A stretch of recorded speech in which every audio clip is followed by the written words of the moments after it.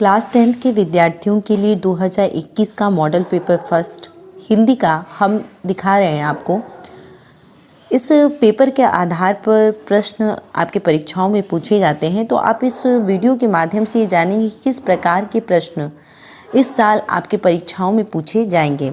Model paper जिसने भी देखा होगा इस वीडियो को आप स्किप कर सकते हैं, अन्यथा आप हमारे साथ बने रहेंगे ताकि हम कुछ प्रश्नों के उत्तर को भी आपसे साझा करेंगे, जिससे कि आप आसानी से उन प्रश्नों को उत्तर को आसानी से समझ सकें। तो मॉडल पेपर जो फर्स्ट है हिंदी का क्लास 10th के विद्यार्थियों के लिए, देखिए किस प्रकार का पैटर्न होता है परीक्षा का। 2021 का ये पेपर है। तो देखिए सबसे पहले 3 घंटे का आपका समय होता है, 3 घंटे 15 मिनट का समय निर्धारित किया गया है, 3 घंटे 15 मिनट। जो पूर्णांक है आपका वो 70 नंबर का होता है पूर्णांक। अब देखिए पहला प्रश्न दिया गया है कि निम्नलिखित कथनों में से किसी एक कथन जो कि सही है उसे पहचान कर लिखिए। पहला है आचार्य रामचंद्र शुक्ल एक प्रसिद्ध निबंधकार हैं। दूसरा दिया गया है कि डॉक्टर हजारी प्रसाद द्विवेदी एक महान कहानीकार के रूप में प्रसिद्ध हैं। या तीसरा दिया गया है कि जयशंकर प्रसाद एक प्रसिद्ध आलोचक हैं। चौथा दिया गया है कि उर्वशी के लेखक जयप्रकाश भारती हैं। तो आचार्य रामचंद्र शुक्ल का आपने निबंध पढ़ा था अभी, मित्रता। तो आप पहला उत्तर सही लगाएंगे कि आचार्य रामचंद्र शुक्ल एक प्रसिद्ध निबंधकार हैं। अगला प्रश्न दिया गया है कि निम्नलिखित कृतियों में से किसी एक के लेखक का नाम लिखिए। निम्नलिखित कृतियों में से किसी एक के लेखक का नाम आपको लिखना है, तो आप कुटज का लिख देंगे हजारी प्रसाद द्विवेदी। अगला प्रश्न है कि चिंतामणि के लेखक कौन है। तो चिंतामणि के लेखक आचार्य रामचंद्र शुक्ल जी हैं। अगर आपने जीवन परिचय याद किया होगा मित्रता चैप्टर का, तो आप आसानी से समझ सकते हैं उनकी रचनाएं हैं रामचंद्र शुक्ल की चिंतामणि। अगला प्रश्न है कि निर्मला के लेखक का नाम लिखिए। तो निर्मला के जो लेखक हैं उनका नाम है प्रेमचंद, यानी मुंशी प्रेमचंद।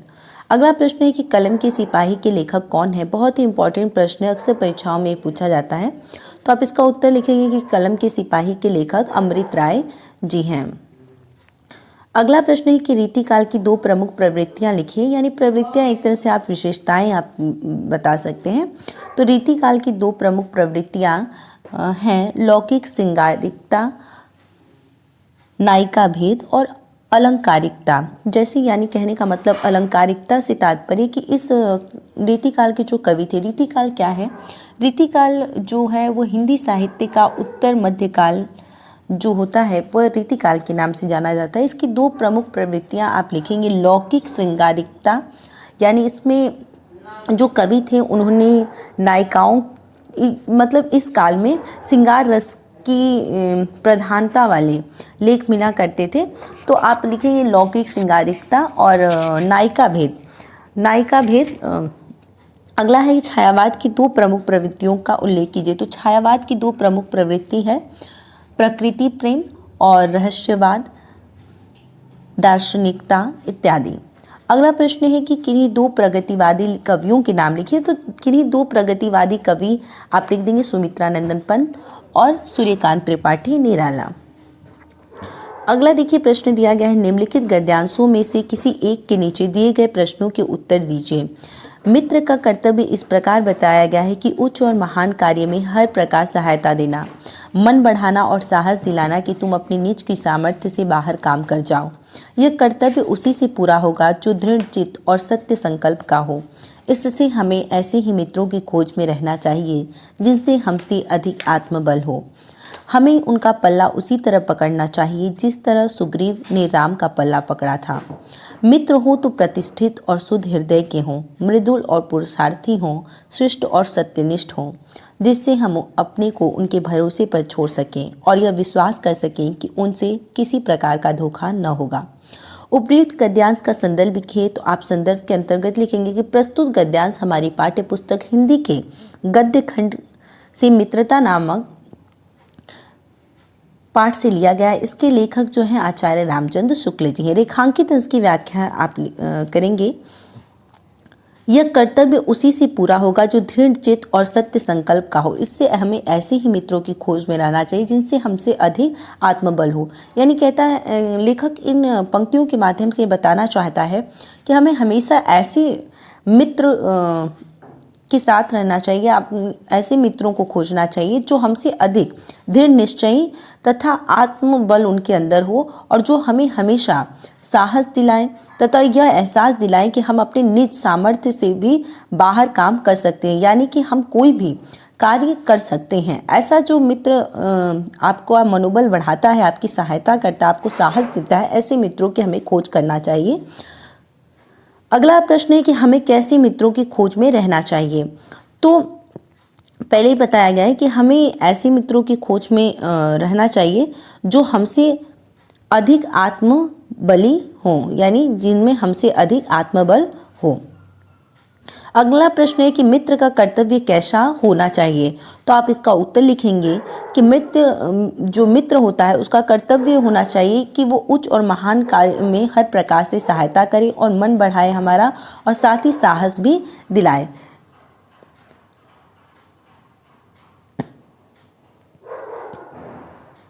ख प्रश्न है कितना जीवन बरस पड़ा है इन दीवारों पर, जैसे फसाने अजायब का भंडार खुला पड़ा हो, कहानी से कहानी बनती चली गई।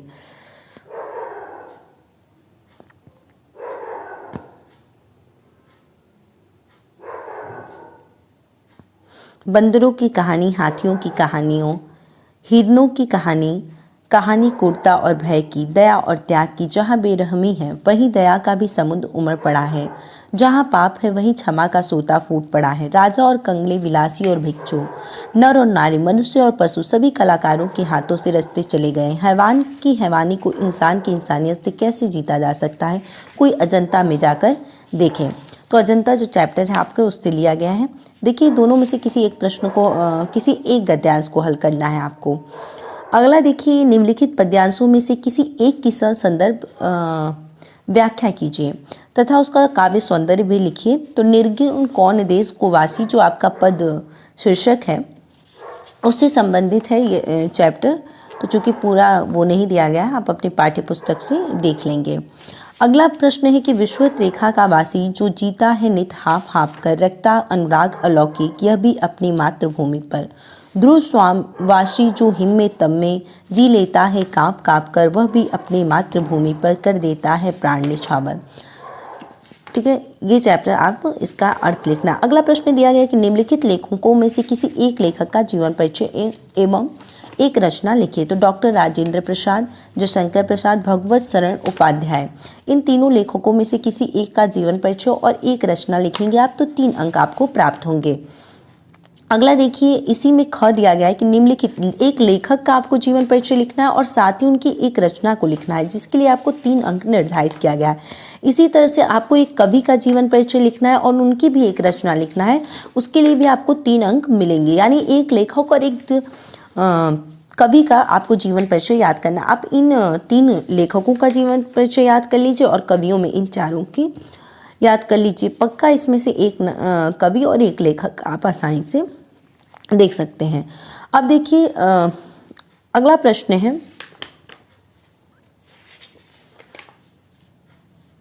छठवां प्रश्न है कि निम्नलिखित का संदर्भ सहित हिंदी में अनुवाद कीजिए। अब देखिए, ये जो आपका संस्कृत गद्य अवतरण है इसमें हिंदी में अनुवाद करना है, अथवा एक श्लोक दिया होता है उसकी कुछ पंक्तियां दी होती हैं उसका आप हिंदी में अनुवाद कर सकते हैं, जिसके लिए आपको मिलते हैं 4 अंक। अब 7वां जो आपका प्रश्न है वो दिया गया है।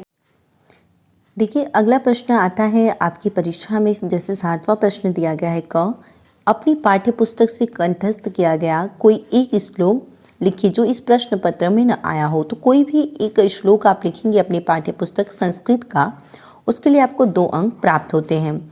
अगला 8वां प्रश्न है, 7वां का एक ख है कि निम्नलिखित प्रश्नों में से किसी 2 प्रश्नों का उत्तर संस्कृत में दीजिए। तो आपको इन प्रश्नों का उत्तर, अगर आप 2 संस्कृत के ही प्रश्न संस्कृत में उत्तर लिखते हैं तो 2 अंक आपको प्राप्त होते हैं। जैसे आपके लिए 4 प्रश्न दिए गए हैं और आप इसका उत्तर लिख लेंगे। अगला प्रश्न है 8वां कि हास्य अथवा करुण रस की परिभाषा उदाहरण सहित लिखिए। हास्य रस की आपको लिखना है या करुण रस की आपको परिभाषा लिखना है उदाहरण सहित। यानी हास्य रस की परिभाषा क्या होती है, जहाँ पर आप विकृत वेशभूषा, को देखते हैं इसकी जो तो आपको हंसी आती है, या किन्हीं काव्य पंक्तियों को पढ़ते हैं तो हास्य नामक अस्थाई भाव की उत्पत्ति आपके हृदय में होती है, तो वहाँ हास्य रस होता है। जैसे इसका उदाहरण आप लिख देंगे कि पैसा कमाने का तुमको बतलाता हूँ एक प्लान, बैंक से कर्जा लेकर हो जाए अंतर्ध्यान।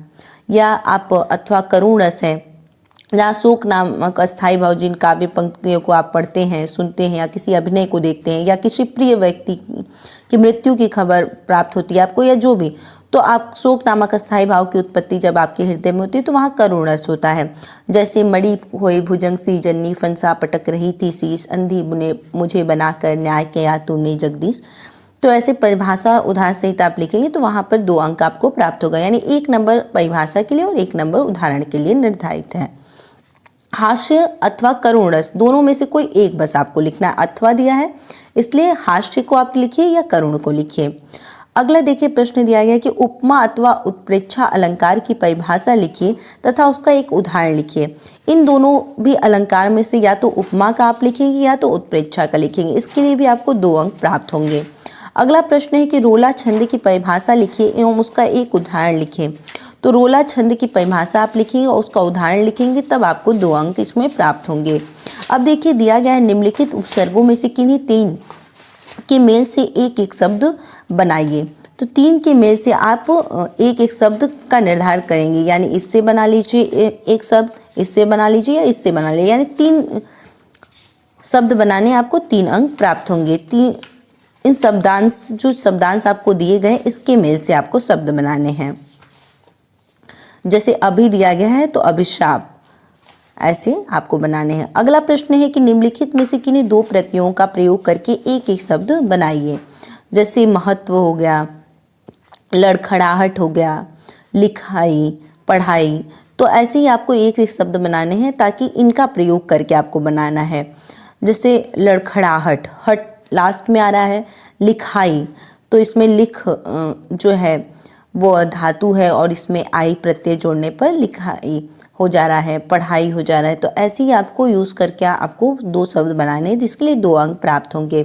अगला प्रश्न है कि निम्नलिखित में से किन्हीं 2 में समास विग्रह कीजिए तथा समास का नाम लिखिए। तो पाप पुण्य, सुख दुख, त्रिवेणी, नवग्रह, तो आप इसको लिखेंगे। द्विगु समास और द्वंद्व समास ही है इसमें। अगला देखिए निम्नलिखित में से किन्हीं 2 के तत्सम रूप लिखिए। 2 का तत्सम रूप आपको लिखना है तो आप को अंक प्राप्त होंगे। जैसे कपूर, कपूर, होठ, घटिका, आम। इन सिर्फ 2 शब्द को आपको तत्सम रूप लिखना है, 2 अंक आपको प्राप्त होंगे। अगला प्रश्न है कि निम्नलिखित में से किन्हीं 2 शब्दों के 2 पर्यायवाची शब्द लिखिए। आँख और पवन का आप लिख लीजिए आसानी से 2 का, तो 2 अंक इसमें भी प्राप्त होंगे। अगला प्रश्न है कि निम्नलिखित में से किन्हीं 2 में संधि कीजिए तथा संधि का नाम लिखिए। सु प्लस आगतम, स्वागतम, जैसे है गुरु आदेश, अति, अधिकतम, अत्यधिक, कम। ठीक है, 2 का आपको संधि करना है और संधि का नाम लिखा है कि कौन सी संधि है। अब देखिए अगला प्रश्न दिया गया है निम्नलिखित शब्दों के रूप तृतीया विभक्ति बहुवचन में लिखिए। फल अथवा नदी, मति अथवा मधु। आप इसे याद करेंगे तो 2 अंक इसमें प्राप्त होंगे। अगला प्रश्न है निम्नलिखित में से किसी एक की धातु, लकार, पुरुष तथा वचन का उल्लेख कीजिए। पठती, पठता, पठंती। तो पठती पहले ही आया आपका, तो कौन सी धातु है, इसका लकार क्या है, पुरुष कौन सा है, वचन क्या है, इसका उल्लेख आप यानी चारों का करेंगे तो आधा नंबर मिलता है।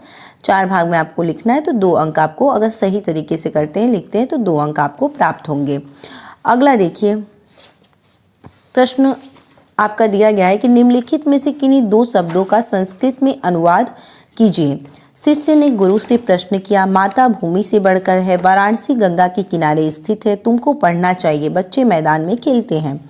तो अगर 2 वाक्यों का संस्कृत में आप अनुवाद करते हैं तो 2 अंक आपको प्राप्त होते हैं। इसी प्रकार से अब देखिए 11वां जो प्रश्न है, आप इसी आधार पर निबंध याद करेंगे। मॉडल पेपर के आधार पर अगर आप तैयारी करते हैं तो आप आपको लगभग 50% अंक प्राप्त करने की उम्मीद होती है। जैसे मॉडल पेपर से बहुत सारी चीज़ें आपकी तैयार हो जाती हैं मॉडल पेपर के आधार पर, इसीलिए हमें मॉडल पेपर ज़्यादा से तैयार करना चाहिए और इसे सॉल्व करने की कोशिश करनी चाहिए। जो भी चीज़ें आपको नहीं आती आप कमेंट सेक्शन में कमेंट कीजिए, हम आपको के प्रश्नों का उत्तर देने की पूरी कोशिश करेंगे। देखिए अगला प्रश्न दिया गया है 11वां कि निम्नलिखित विषयों में से किसी एक विषय पर निबंध लिखिए जिसके लिए 6 अंक निर्धारित है। पहला टॉपिक दिया गया है जीवन में अनुशासन का महत्व, विज्ञान के चमत्कार, मेरी प्रिय पुस्तक रामचरितमानस पर आपको लिखना है, या वृक्ष धरा के आभूषण है, पुस्तकालय का महत्व। अब देखिए ये दिया गया अपने पठित खंड काव्य के आधार पर निम्नलिखित प्रश्नों में से किसी एक प्रश्न का उत्तर लिखिए।